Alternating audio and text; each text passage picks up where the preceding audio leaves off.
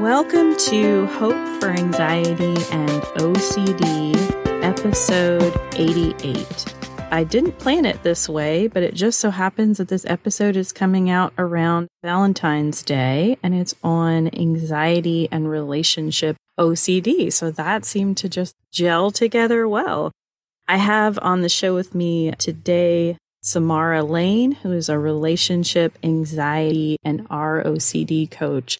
Been wanting to, for a little while, have this episode about relationship OCD because it's a very hot topic. First of all, a lot of people don't even know that it exists. Am I correct? That is very correct, including the people that start experiencing all the symptoms and wondering what's wrong with them. Yeah. Right. There's this very stereotypical view of OCD that it's somebody like Monk that you see on TV, concerned about germs and concerned with order and cleanliness of things. But that's really only one subtype of OCD. There are several different subtypes. So it's often that people will believe like, hey, I have anxiety, and certainly anxiety and OCD are very related. But often I have people come to me and say, hey, I have this anxiety. They start telling their story. And then I realize, do you know that you're actually having obsessions, these types of thoughts? And do you know that what you're doing, intense Googling on the internet, that's actually a compulsion, or seeking reassurance from your partner all the time is a compulsion? And they don't realize that until somebody kind of puts a name and a label to things. And it helps so much being able to know kind of like how to move forward with that. You have your own personal relationship story about what led you to become an anxiety and relationship OCD coach. Can you tell us a little bit about that? Yeah, for sure. I mean, it was my own journey through hell and back, really, because I've never experienced suffering as much as I have with really intense spikes of OCD. I'm sure all of your listeners can relate to that. For me, and it comes on differently for everyone, it came on the worst, like the biggest initial spike that made me realize, oh, there's something going on here, was actually right before and during my partner's proposal. I could tell, I just knew that he was about to propose. And I had this wave of anxiety. We were at this beautiful, lovely dinner he'd planned for us many years ago. And I remember being flooded with thoughts like, oh no, I have to decide the rest of my life right now. And what if this is the wrong choice? Or what if I'm settling? There are some things that aren't perfect in the relationship. So much pressure. I felt like I was hyperventilating, going to have a panic attack while he pulled out the ring and popped the question. And I said yes in the moment. And I think also because the anxiety was so intense, now in hindsight, like the OCD thoughts were so intense, I felt really guilty and like I was faking it when I said yes, because there were so many doubts coming up. So I felt like I was lying and just saying what he wanted to hear, but I was like, yes. And then I was like, I need to go home. I need to sit down. It really, our engagement, our proposal ended with both of us sitting on the kitchen floor, and I was crying and doing all the compulsions without realizing it, like seeking reassurance, confessing everything, telling him all of my nitpicking, intrusive thoughts, all of my doubt. That, of course, didn't feel good to him. I don't recommend doing that. And it wasn't a romantic engagement experience that either of us had planned on. And up until this point, we'd been together for over 2 years and we lived together and the relationship was great, right? Like we wanted to be together, but it felt like it just flooded me. Like most people do, yes, it was unconscious compulsion. I just started Googling. I was like, what the heck is wrong with me? And fortunately, at least the one good thing that can come from our initial Googling is finding help and finding education and realizing that we're not crazy. We're not alone. This is a thing. Relationship anxiety and relationship OCD are a thing. I'm so grateful that relationship OCD is now even a term and is even recognized by so many more people as a subtype, because for me, this was 12 or more years ago. I don't even remember. 13 years ago, maybe now. I didn't see anything on relationship OCD back then. It was like one person was talking about relationship anxiety and had a blog, and that was it. That really started my journey. And I cut a long story short, I felt like I tried everything under the sun to feel better. I read books. I saw therapy and counseling. I took courses, and really was through trial and error because I didn't have a set system that was proven that I knew would work. And frankly, I didn't know what resources were available to me, even if there were any back then. So just doing my best, I pieced together a system that really freed me. It takes time, of course. It takes a lot of practice because we've been doing these OCD tendencies for so long. But that's the practice I now teach my clients. I certainly wish that I had known then what I know now, right? It would have saved me years of suffering because it was years. It was many years that I suffered without really knowing how to handle it. And now it's night and day different, of course, but it was really hard. I'm curious, before this manifested in terms of your relationship with your fiance, did you have other concerns about other relationships, like close friends, teachers, family members?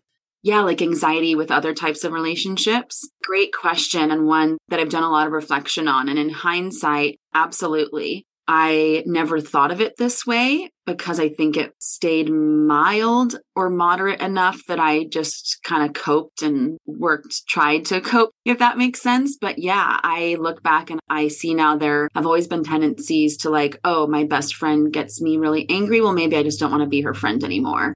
Running away and avoiding the things that are triggering or upsetting or make me feel bad. And I did this in lots of romantic relationships with past partners as well.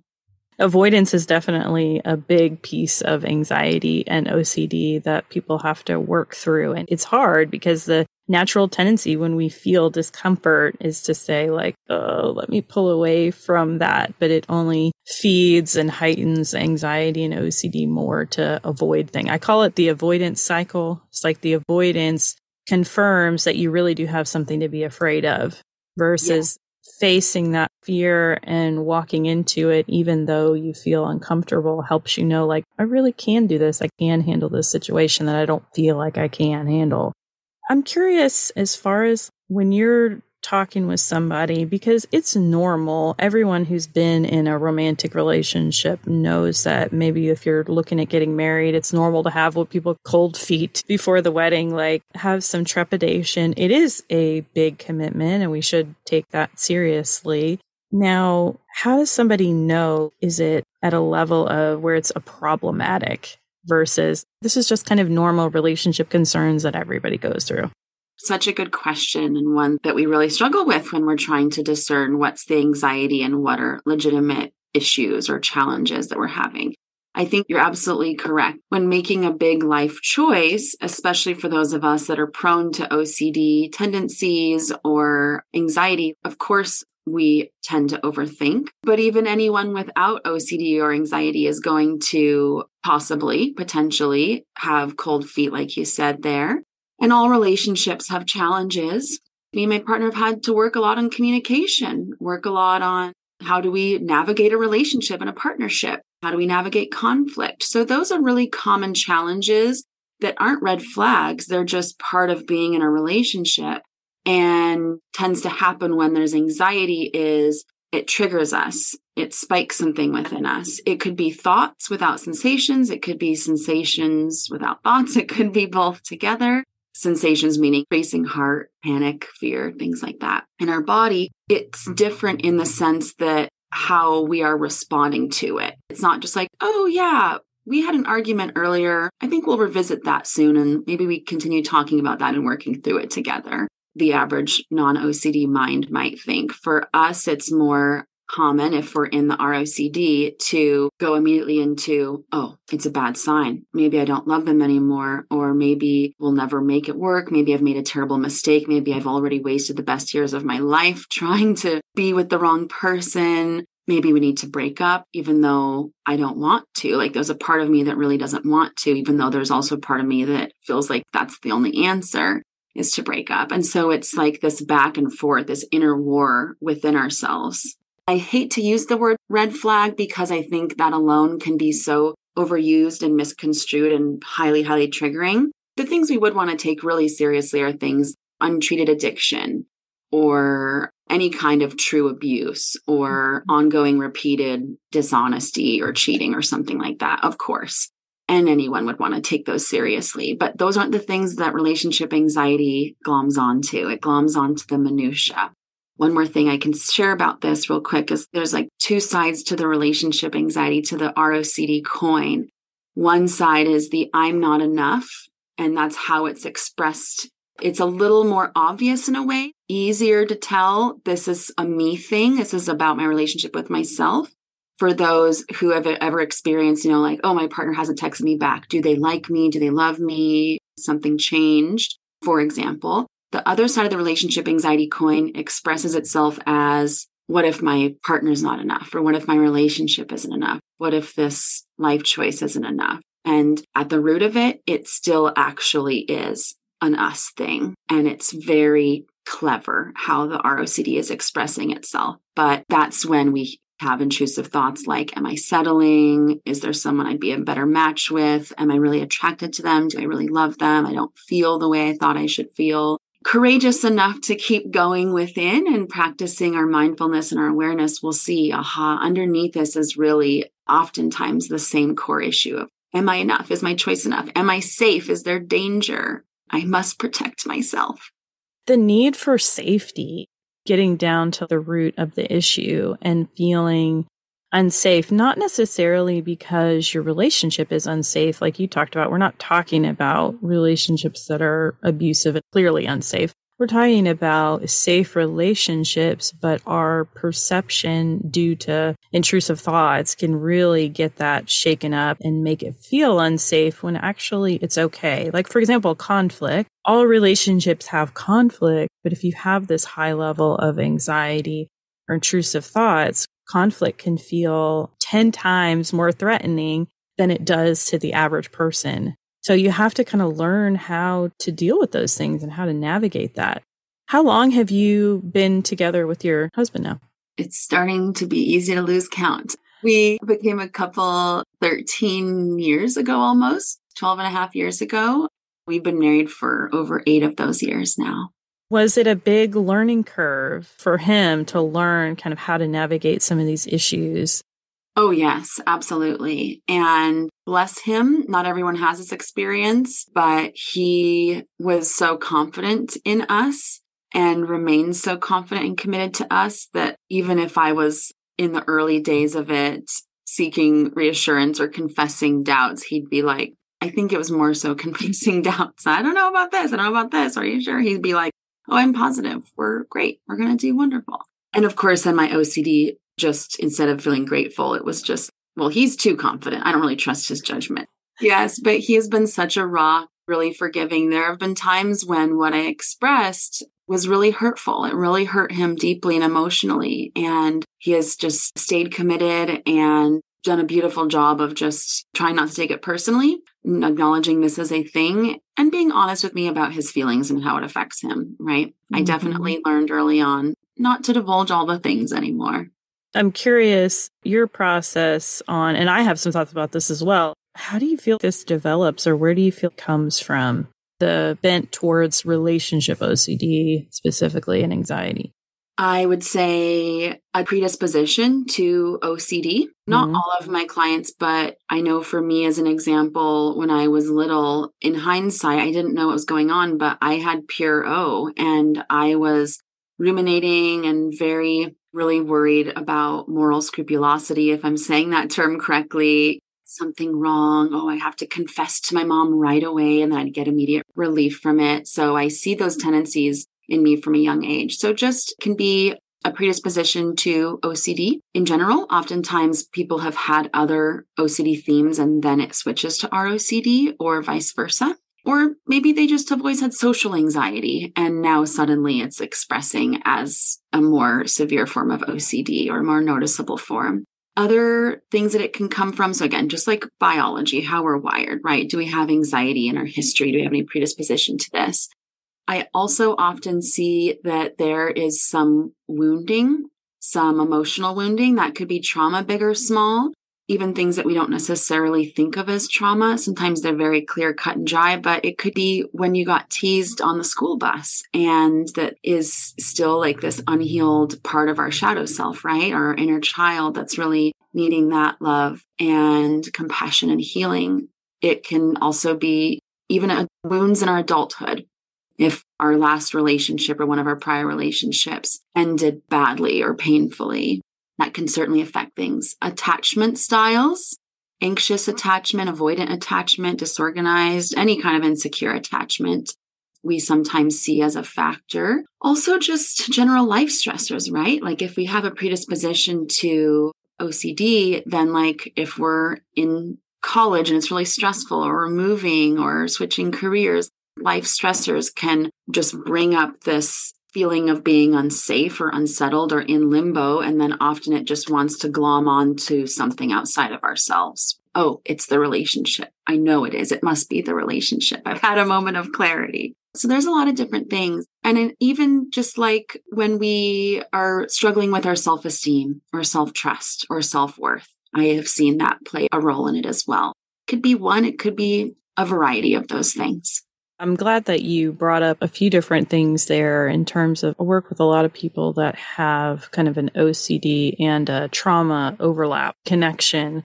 Yes, there is that propensity towards OCD, but then there's also these wounding childhood experiences. Sometimes it's not as dramatic as abuse, or sometimes it is. Sometimes it's not as big as being physically, emotionally abused or something like that. Sometimes it's more what you didn't get. It's somewhat of an emotional neglect or the lack of engagement by caregivers or others when you needed it the most. And we're looking at not just what did people receive, but what did they not receive in relationships. And there can be a fear of vulnerability, of getting too close to somebody. My brain's trying to protect me and find a way that I won't get hurt again. So I've got to kind of push back against that. And, oh, there must be something wrong or must be something nitpicky about this relationship that needs to be fixed or worked on. It also can be a perfectionistic tendency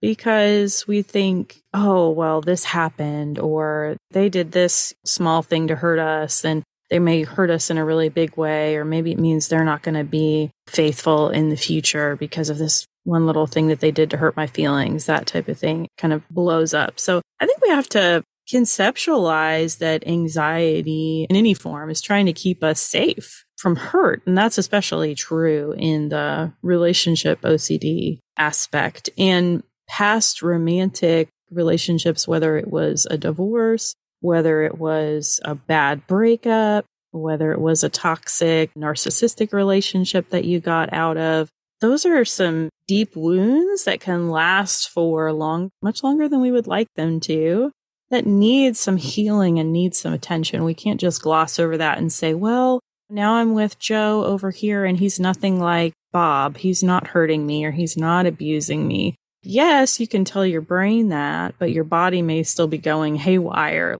This is unsafe.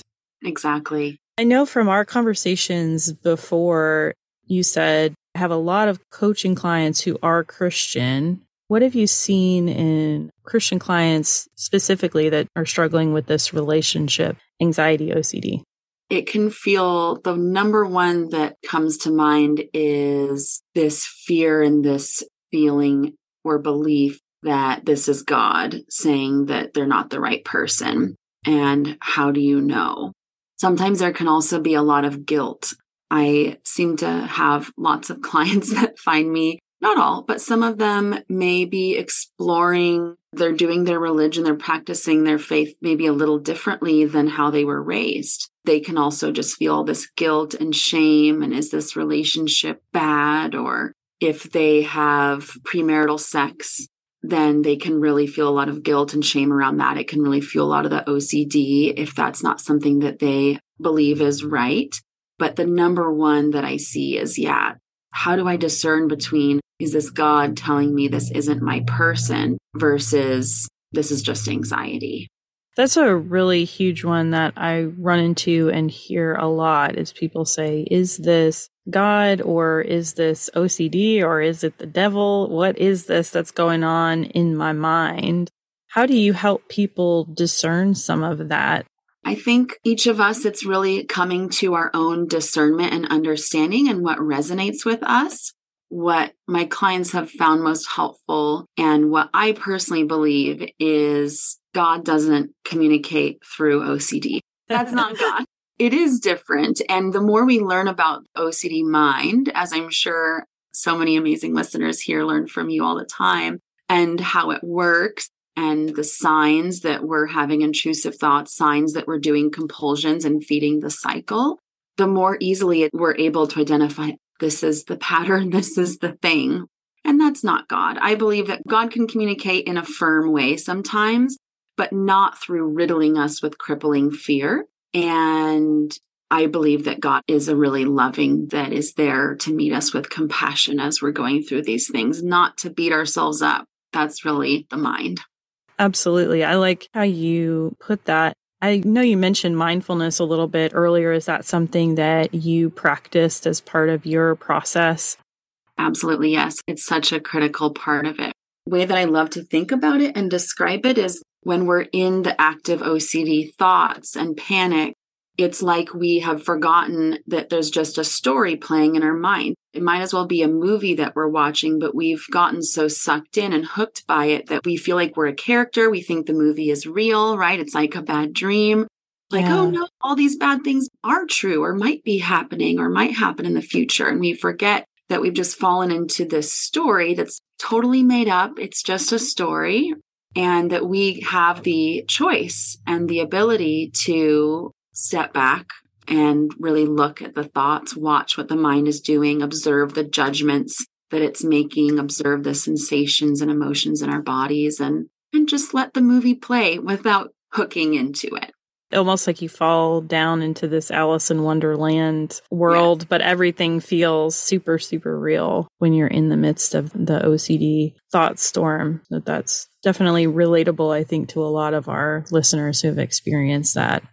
I think this has been very informative for us because a lot of people may be listening to this and realizing, I didn't realize that those were OCD obsessions that I was actually having about my relationship. And now this will be able to help them kind of find a pathway towards healing, which I think is really important. Absolutely. I mean, I suppose the good news, if there is any, is ROCD is a subtype of OCD, like you said. And so we heal it in a lot of ways, just like we would other types of OCD. It can, I think one of the trickier parts about it is all the societal conditioning that is so perpetuated and prevalent in movies and media and Hollywood and fairy tale stories that we grew up with and social media memes all over the place. So weeding through the relationship myths and really unlearning and debunking those, along with, like you said, any trauma or wounding, whether around relationships or really anything that's coming up around this. Usually it is related to other people. In my opinion, these are what make ROCD one of the most, if not the most complex OCD subtype to weed through, because we're also sent all these messages that no, doubt means don't. You really do have to leave. You should leave.